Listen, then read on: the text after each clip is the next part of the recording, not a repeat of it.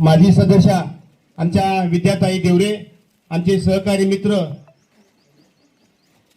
खरं म्हटलं तर अगदी आम्ही दोघं भावाभावासारखे राहणारे दोघंही, आणि आपण सगळेजणच आमचे सर्वांचे लाडके आरवाय जाधव.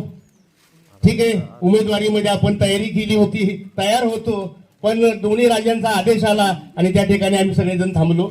आमचे पवार ज्येष्ठ संचालक आपले आहेत, मार्केट कमिटीचे संचालक पवार साहेब आहेत, आमचे सर्वांच्यावर काळजी घेणारे आमचे बाबुराव लोटेकर सर, मुख्याध्यापक धावली. या ठिकाणी या गावचे माजी सरपंच रामचंद्र सपकाळ, ज्यांनी सुरुवातीला प्रस्तावना केली, अमोल सपकाळ, ज्यांनी आता आपल्या समोर जसे काही निवडून आल्यासारख्या सगळ्या घोषणा या ठिकाणी दिल्या, आर्यन सपकाळ, संदीप सपकाळ, माजी सरपंच काकडे गुरुजी, अंकुशराव साळुंके, सोमनाथ जाधव खामकर, उपस्थित सर्व गावागावातून सकाळी जांभ्याची गाडी सकाळी 8:30 पावणे 9ला लुमणेखोलमध्ये आली. तदनंतर धावलीचे कार्यकर्ते सकाळी 9 9:30ला आले. सर्व गावागावाचे कार्यकर्ते मोठ्या संख्येने या ठिकाणी आहेत. प्रचार दौऱ्याचा आजचा हा 3रा दिवस आहे. गावागावामध्ये गेल्यानंतर आपले लाडके उमेदवार राजू भैया भोसले प्रत्येक गावामध्ये कोणत्या कामाची गरज आहे, कोणतं काम त्यांना पाहिजे, कोणतं काम हवं, आणि जे जे काही झालंय ज्या गावामध्ये विकास कामं झाली ते कोट्यावधी रुपयांची कामं झालेली आहेत. हे खरं म्हटलं तर श्रीमंत छत्रपती उदयनराजे भोसले खासदार साहेब, आताचे महाराष्ट्र राज्याचे सार्वजनिक बांधकाम मंत्री, आपले सर्वांचे लाडके छत्रपती शिवेंद्रसिंह राजे भोसले यांच्या माध्यमातून राजूभाई यांनी या विभागाचा दुर्गम भाग आहे, मागासलेला भाग आहे, या भागाचा मोठ्या प्रमाणात विकास केला. आजची जी सभा आहे खरं म्हटलं तर निवडणूक 5 तारखेला होती, पण रात्री आयोगाच्या वतीनं काही सूचना आपल्याला आल्या आहेत की 5 तारखेची निवडणूक राज्याचे आपले उपमुख्यमंत्री अजितदादा पवार साहेब यांचं दुःखद निधन झालं, त्यामुळे 2 दिवसांनी पुन्हा ही मुदत वाढवली. 5 तारखेची जे मतदान होणार आहे ते 7 तारखेला भैया होणार, 7 तारखेला मतदान होणार आहे. या ठिकाणी मतदानाची मला खात्री आहे की वेणेकोल गाव आहे, अशी सर्वच गाव आहेत की एकजुटीनं, एक साथीनं, एका विचारानं भैयांच्या पाठीमागं, बापूंच्या पाठीमागं आणि शोभाताईच्या पाठीमागं भक्कमपणे उभे आहेत. प्रचाराच्यासाठी ज्यांच्या आशीर्वादानं या ठिकाणी आपले तिन्ही उमेदवार निश्चित झाले ते आपल्या जिल्ह्याचे खासदार श्रीमंत छत्रपती उदयनराजे महाराज साहेब, महाराष्ट्र राज्याचे सार्वजनिक बांधकाम मंत्री, आणि ज्यांचं विशेष करून परळी भागावरती विशेष लक्ष आहे असे नामदार श्रीमंत छत्रपती शिवेंद्रसिंहराजे बाबा महाराज.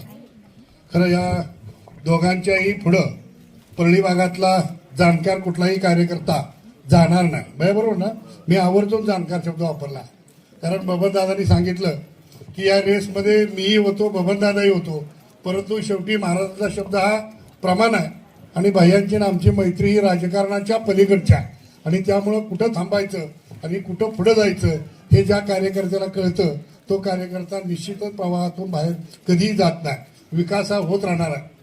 आपल्या आजच्या या प्रचार सभेमध्ये जिल्हा परिषदचे भारतीय जनता पार्टीचे अधिकृत उमेदवार, तुम्हा आम्हा सर्वांच्या हृदयामध्ये ज्यांनी स्थान निर्माण केलेलं आहे, ते भविष्य काळामध्ये म्हणजे निवडणूक झाल्यानंतर मिनी मंत्रालय म्हटलं जाणारं जिल्हा परिषद, या जिल्हा परिषदेमध्ये उपाध्यक्ष म्हणून विराजमान होणारे आदरणीय राजूभैया भोसले. कारण आज जर पाहिलं, आम्ही जिल्ह्यामध्ये अनेक उमेदवार, मला माहिती आहे अनेक उमेदवारांना तिकिटी मिळवण्यासाठी खालीवर काही गोष्टी झाल्या, परंतु सर्वात पहिली तिकीट कुणाची फायनल झाली असेल तर ती भैयांची झाली होती, आणि आम्ही सगळ्यांनी त्याला मान्यता दिली होती की जिल्हा परिषदला भैयाला आमची सगळ्यांची मान्यता, कारण विकासाकडे सगळेजण बघतात आणि सगळ्यांच्या बरोबर राहणारा एक, आणि सगळ्यात महत्वाचं बाबांचा विश्वास प्रचंड असणारा नेता आपल्या परळी भागाचा.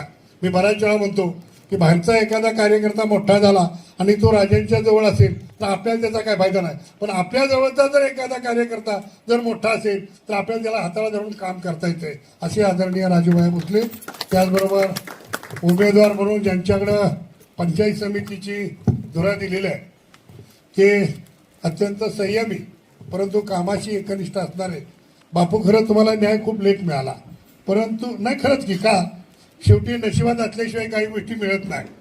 पण बापूंची निवड ही दोन्ही महाराजांनी केलेली आहे आणि त्यामुळं तुम्हालाही संपूर्ण परळी गण हा 100% तुमच्या पाठीमागं उभा राहील याची 100% खात्री देतो.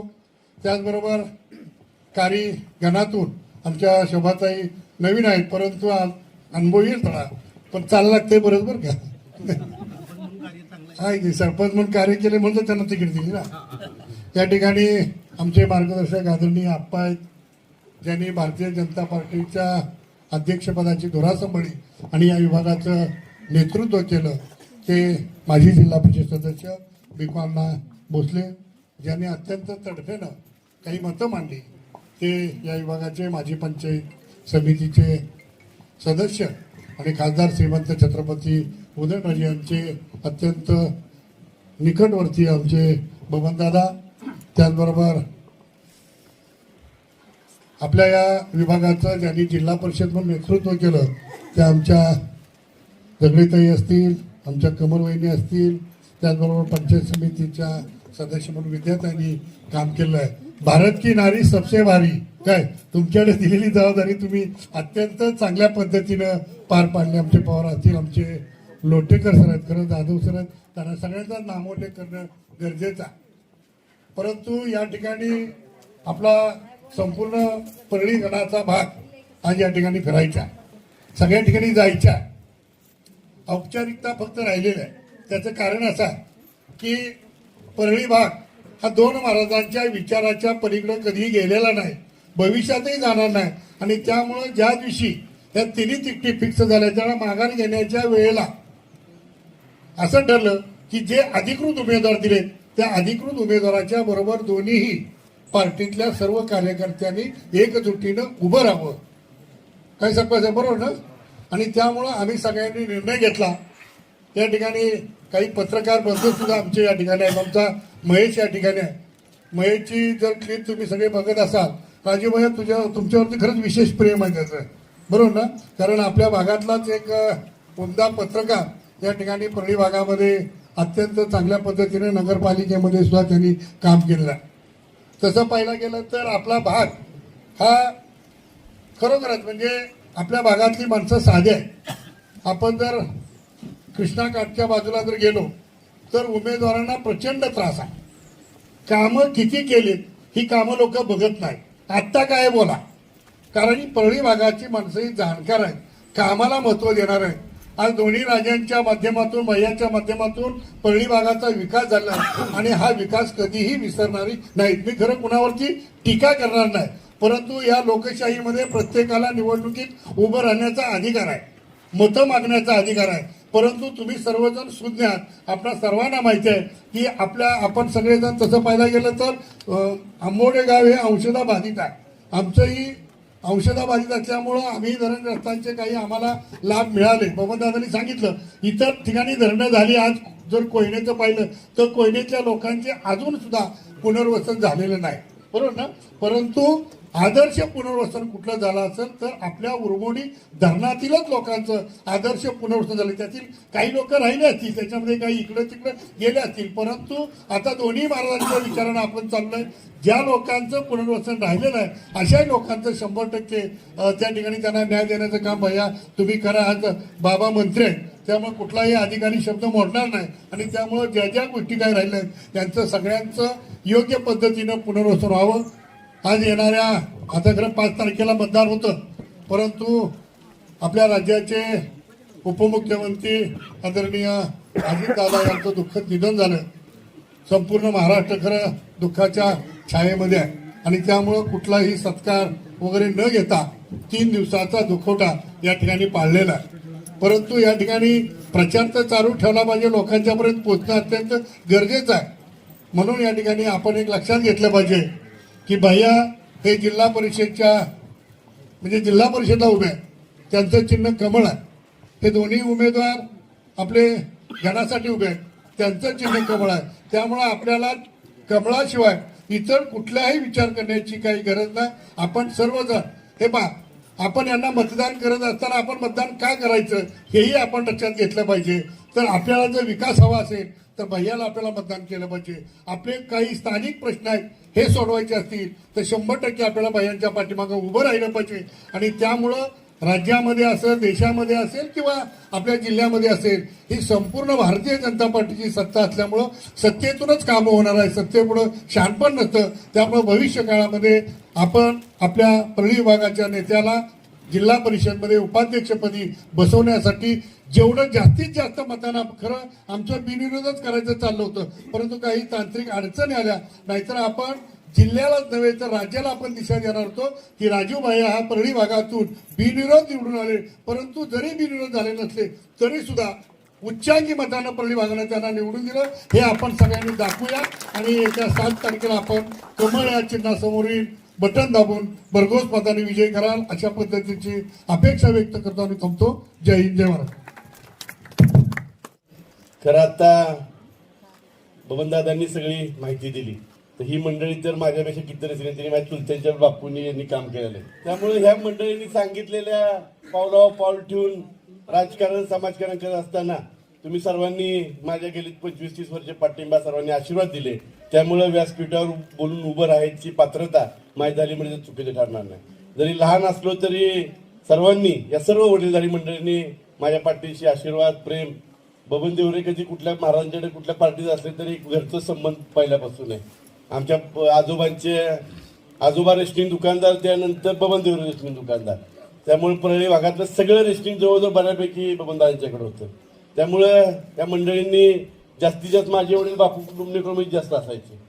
त्यामुळे ह्या सर्व मंडळींच्याकडे बघतच आपण राजकारणात, समाजकारणात प्रवेश केलाय. तुमच्या सर्वांच्या आशीर्वादानं दोन्ही महाराजांनी आमच्या तिन्ही उमेदवारांच्यावर विश्वास दाखवलाय. आपल्याला मी तुमच्या सर्वांच्या माध्यमातून विनंती करणार आहे की आरवाईने सांगितलं येत्या निवडणुकीत आमचा आरवाईने सांगितलं बिनविरोध करायचं चाललं होतं. पण काय मंडळी, जसा माणूस मोठा होतो तसं त्याला थोडं हे म्हणजे आपल्या मतदारसंघातल्या परत जिल्ह्यातल्या परत आलेल्या लोकांचं लक्ष जातं. पण काय हरकत नाही. मी तर पहिल्या दिवसापासून ठरवलं होतं की निवडणूक झालीच पाहिजे. निवडणुकीच्या माध्यमातून आपल्याला कळतं आपलं कोण, परकं कोण. आपण सगळीच येणं माझ्या ये बाबा सगळ्यांना करायचं आणि युद्धाच्या वेळेला सगळे जसं ही परिस्थिती व्हायची म्हणून एकदा ह्या निवडणुकीला आपल्याला कळेल की खरोखरच आपण लोकांच्या उपयोगी पडतो. दिवस रात्र बघत नाही. परवा आमच्या गावची यात्रा होती आरवाई आणि त्या सैनिकाचा ऍक्सिडेंट झाला त्या दर्याच्या. रात्री 12 वाजता जत्रा छबिना सोडून तिकडे गेलो. त्याचं अण्णांना माहिती आहे सगळं, PM सगळे विषय रिपोर्ट बदलून हे करून सगळं केलं. म्हणजे खरोखर बोगद्यात असलो की बोगद्यातलं पोलिसांचा फोन येतो, भैया नक्की तुम्हाला भाऊ किती आणि भाचं किती एकदा आम्हाला सांगा. ज्याला अडवल ते म्हणतो भैयाचा भाचा, ज्याला म्हणून ते पुतण्या. म्हणजे बरं वाटतं की रात्री कोणाचा अपघात झाला, कुणाला काय सरपंच झाला, जंगलात हल्ला झाला तर त्या लोकांना आठवण माझी येते की बाबा आपल्याला इथं मदत मिळेल आपल्याला. त्यामुळे येत्या निवडणूक लागली, बरं झालं. आपली कोण परकी कोण करायची वेळ आली. त्यामुळे येत्या निवडणुकीत या चुकीच्या पद्धतीनं कालपर्यंत परवापर्यंत आमच्याबरोबर बसून तुमचं काय नाही आमचं काय नाही म्हणून काहीतरी स्वतःची कुठं तडजोड होती का म्हणून बघणाऱ्या प्रवृत्तीच्या मागे लागू नका. हा रस्ता करत असताना बबन दादा तुम्ही मंडळी सगळे प्रयत्नाने बापरे हा रस्ता रिंग रोड झाला पाहिजे, उरमोडीला पर्यटन वाढलं पाहिजे आणि लोक आली पाहिजेत. आपण रस्त्याचं काम सुरू केलं. वन विभागाच्या हरकती, वन विभागाला कुणी जागा केलं आणि कुणी ब्लॅकमेलिंग केलं संदीप तुला माहिती आहे. तेच आत्ता येऊन त्यांना विचारलं पाहिजे बाबा इथं येताना रस्ता तुम्ही जो अडवला त्यामुळे ट्रॅफिकनं तर गाड्या सगळ्या झाल्या असत्या आणि कुणी कुठं काय तडजोड केली. हे ताया इथं आहे, हनुमंतराव कुठे आहे, हनुमा इथं आहे, सगळ्या मंडळींना माहित आहे. पण हरकत नाही, सरकार आपलं आहे, अरे सत्ता आपले. त्यामुळे त्याची सुद्धा आपण परवानगी पडत आणि तोही रस्ता आपण पूर्णतः लोकांच्या नाकावर टिकून करणार आहे. त्यामुळं ह्या लोकांना फक्त आल्यानंतर विचारलं पाहिजे की हे सगळं करत असताना तुम्ही कुठं होता आणि काय या भानगडी केल्या. ही सगळी कामं नामदार श्रीमंत छत्रपती शिवेंद्रसिंहराजे भोसले, लोकप्रिय खासदार उदयनराजे भोसले यांच्या माध्यमातून पुढे नेणार आहे. पुनर्वसनाचा प्रश्न वेणुगोलचा आहे. काही लोकांचं 50-50% पॅकेज आहे. काही लोकांचं जमिनीची मागणी आहे. जमिनीची मागणी तर आता अमोल पूर्णतच गेली आहे. ही सुद्धा फाईल आपल्या जागेडे म्हणली आता ह्यांच्या सहीला गेली. अजितदादांची सही या फाईलवर झाली नियोजनची. ज्या आज आपल्यात नाहीत त्यांनी सुद्धा आशीर्वाद हा या पुनर्वसन वेणुगोलला दिली. जी फाईल सुद्धा आता आचारसंहिता संपली की आपण तेही मार्गी लावणार आहे. त्यामुळे विकास कामं काय असेल ते सत्ता आपले, सरकार आपलं आहे, सगळी कामं होणार आहेत. परंतु त्यांनी विश्वास ज्यांनी आमच्यावर महाराजांनी देऊन टाकलाय त्या विश्वासात पात्र होण्यासाठी आपल्या गावाचं 100% मतदान मला होणार आहे माहिती आहे. काय हरकत नाही, मला वेणुगोपाल माझा पूर्ण विश्वास आहे. वेणुगोपालचं सगळं मतदान होणार आहे. फक्त इकडं तिकडं एखादी 2 संधीत जाऊन जसं लोकसभेला विधानसभेला आपण केलं त्याच पद्धतीने मला आणि बापूंना आमच्या विजयात आपला सिंहाचा वाटा असा विनंती करायला आम्ही इथे आलोय.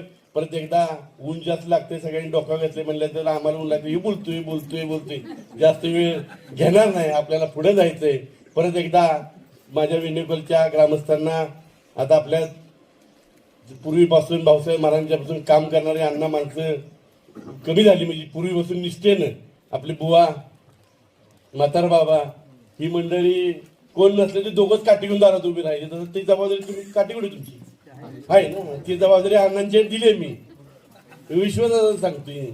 ही मंडळी मधनं चालत यायची, त्या मंडळींच्या सुद्धा जी इच्छा होती माझा पुनर्वसन झाला पाहिजे, गावचा विकास झाला पाहिजे, ही सगळी कामं करण्यासाठी उदय सत्ता आल्यानंतर आम्ही कटिबद्ध आहोत एवढी खात्री देतो. आपल्या केदारनाथचं मंदिर तुम्ही आरोग्य बघितलं नाही, म्हणजे अतिशय खरोखरच्या आम्ही खरोखरच्या केदारनाथ अमोलाने सर्व विठ्ठल असेल आपले पतसंस्थेचे चेअरमन पी.के. सपकाळ असतील, ही सगळी मंडळी स्वतःच्या पैशानं पण खात्री होतो. बाबा परवा आले होते, अण्णा जे लागेल त्या पैसे त्या मंदिरासाठी ते बाबा म्हणले सुशोभीकरणासाठी सगळे देणार आहे, 1 कोटी लागून 1.5 कोटी लागून सगळे मी आणून देणार ते. आणि मंदिर अतिशय चांगलं मंदिर, हा रस्त्याला सगळी लोक केदारनाथच्या दर्शनाला आली पाहिजेत. त्या पद्धतीने आपण नक्की नियोजन करूया. परत एकदा सर्वांना मनापासून धन्यवाद देतो. भारतीय जनता पार्टीचे अधिकृत आदरणीय वसंतराव बापू भंडारे, मी स्वतः राजू अनिल भोसले, माझं 2 नंबरला नाव आहे, बापूंचं 3 नंबरला नाव आहे. कमळ या चिन्हापूरचं बटन आपलं दाबून आमच्या दोन्ही उमेदवारांना बहुमताने विजयी करावं एवढी विनंती करतो आणि थांबतो. जय हिंद, जय महाराष्ट्र.